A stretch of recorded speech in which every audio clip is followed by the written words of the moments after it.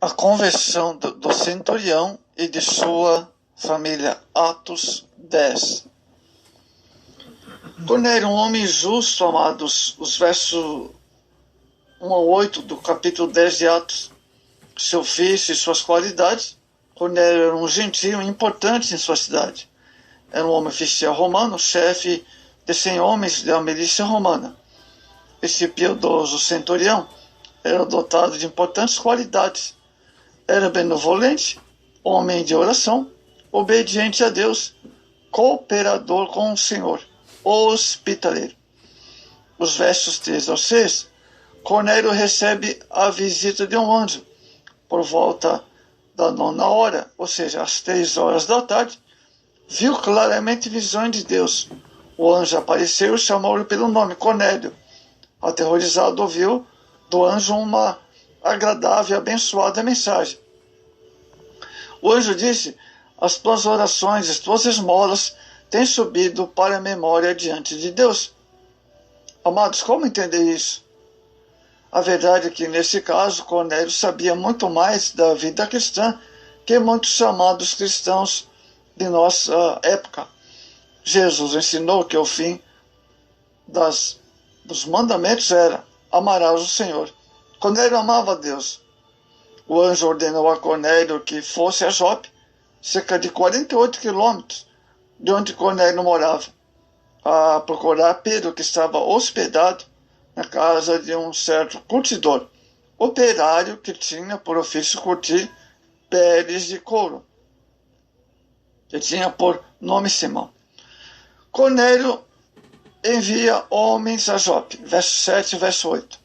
Cornélio prontamente destacou 2 de seus empregados e um soldado religioso e contar-lhe tudo o que os enviou a Jope.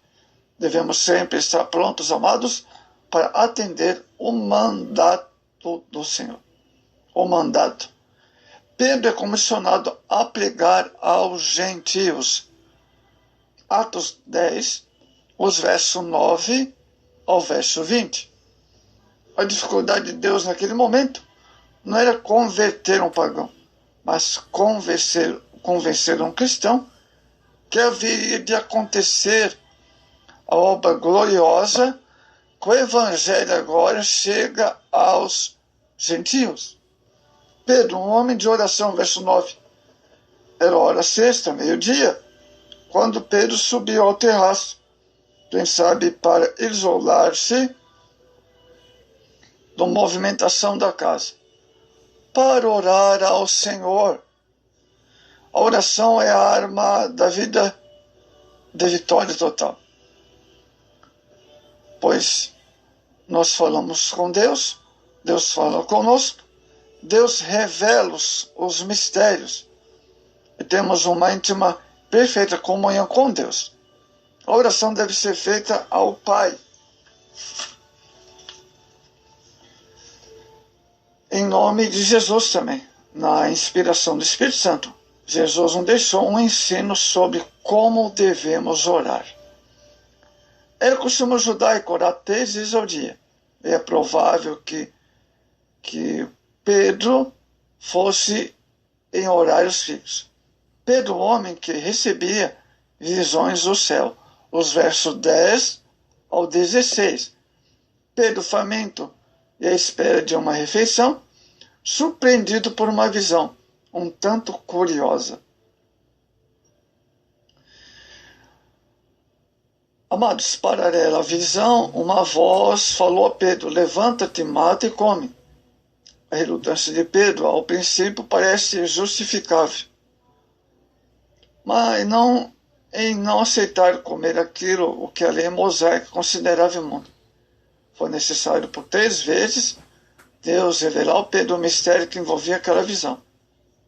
Deus falou: não faças tu como o que Deus purificou. Verso 15. De repente, aquele só foi levado para o céu. Interessante observar nessa visão, amados, 4 coisas importantes. Primeiro, Pedro viu o céu aberto. O lençol com toda espécie de animais considerados imundos que descia do céu. Pedro ouviu a voz do Senhor como uma ordem absolutamente. 4. Aquele que deu ordem a Pedro é autor da lei mosaica e é o autor da lei mosaica. Amados, o evangelho é ministrado aos gentios. Os versos 21 a 48. Tudo estava acontecendo, era absolutamente revolucionário e inovador. No mente de Pedro, sem dúvida, era uma experiência marcante, profunda para aquele apóstolo. A saudação é diálogo entre Cornélio e Pedro, verso 25 e 38. Já se fazia 4 dias que esse episódio de vida cristã estava por se desenrolar. Se não vejamos, no primeiro dia Cornélio teve a visão, o anjo lhe havia falado. No segundo dia, Pedro teve sua visão e os enviados de Cornélio saíram a buscá-lo. No terceiro dia, Pedro e os enviados de Cornélio, junto aos demais, deixaram Jope rumo a Cesareia. E no quarto dia, finalmente chegaram em Cesareia. Chegaram à casa de Cornélio. Chegando à casa de Cornélio, Pedro foi reverentemente recebido como um enviado de Deus. O fato é de Cornélio ajoelhar-se diante de Pedro não significava necessariamente honrarias a uma divindade. No original grego, adorou é proskineo, significa prestar homenagem. Aí aqui um pouco pesaroso e surpreso, Pedro falou aos presentes que não era até então permitido que um judeu fizesse amizade com um gentio.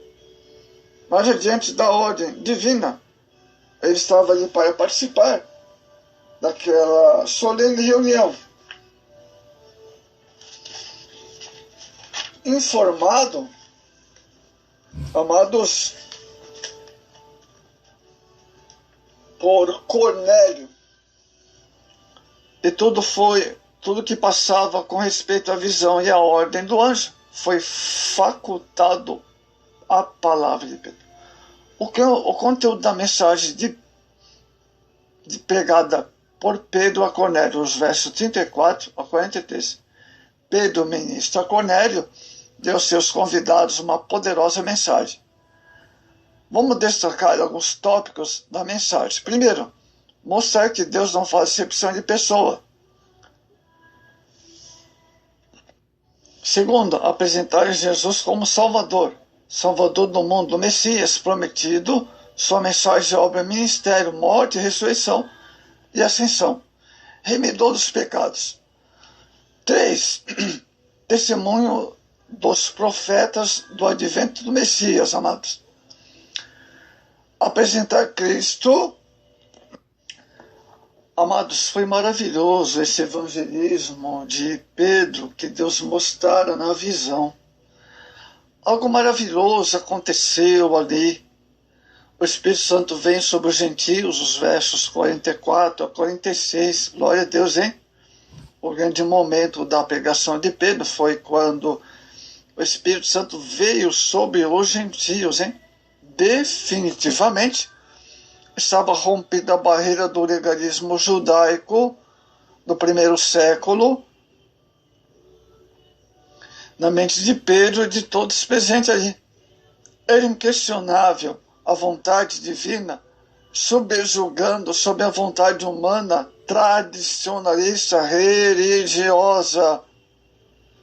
Neste fato significante para o desprendimento do Evangelho, ainda atrelado aos costumes e aos ditames da lei, Deus empreendeu um grande esforço para conseguir convencer a Pedro e aos demais sobre sua soberania e vontade. Vamos entender isso. Primeiro, mostrou uma visão a Cornélio. Segundo, deu ordem específica a Cornélio. Terceiro, mostrou uma visão a Pedro. Olha só, hein? Olha os processos até chegar a essa obra maravilhosa. Quarto, enviou o Espírito a dar ordens específicas a Pedro. Quinto, pôs uma mensagem cristocêntrica no coração de Pedro. 6. Finalmente enviou o Espírito Santo sobre os gentios. Significa que houve o batismo com o Espírito Santo, com evidência de falar línguas, como forma de adoração a Deus. Era dado a todos indistintamente. O Espírito Santo, assim como o vento, é livre. Ninguém pode deter o Espírito Santo. Ele é livre. Glória a Deus.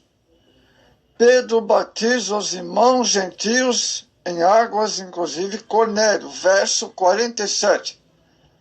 Diante de fatos, não argumentos. Isto era evidente quanto à extensão da salvação aos gentios. Como não batizar em águas aqueles a quem Jesus já batizara com o Espírito Santo? Pedro, consciente disso, ordenou que todos que voluntariamente aceitassem e fossem batizados em águas, amados irmãos.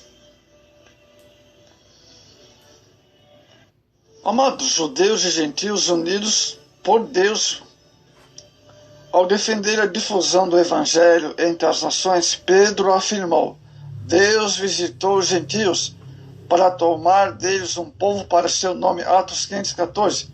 Esse povo é a igreja formada por judeus e gentios em Cristo.